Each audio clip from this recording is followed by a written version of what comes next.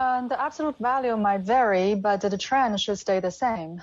The growth rate will be a lot slower than the last year, but overall, I think it will be largely as anticipated, since it looks like the U.S. economy is still overheated. The demand for Chinese consumer goods is still quite strong.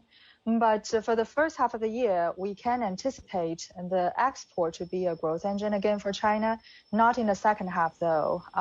When the other exporting economies in Asia recover, and they recover a lot faster, then they will become a competition for China's export.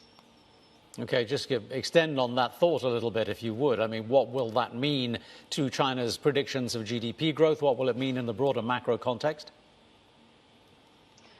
Well, for China's Q1 economic growth, we could safely anticipate a mild positive growth figure or even negative, because last year the base growth figure was 18.3%. So I will be very surprised if Q1 GDP is in fact positive.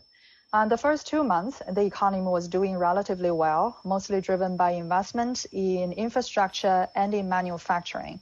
They both grew faster than pre-COVID level.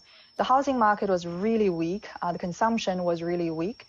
But March has brought in more risks, including the Ukraine war, the Shanghai's clumsy response to the COVID situation. So the March economy would be quite depressed. So the overall Q1 GDP will be very, very dim. If Q1 is going to be or possibly almost negative, and you're seeing headwinds coming in the second half of this year, then according to what you've just said, China's own predictions of economic growth are way overestimated. Well, the two sessions said the GDP growth target this year is 5.5%. We can basically forget about that now, unless there's an economic miracle.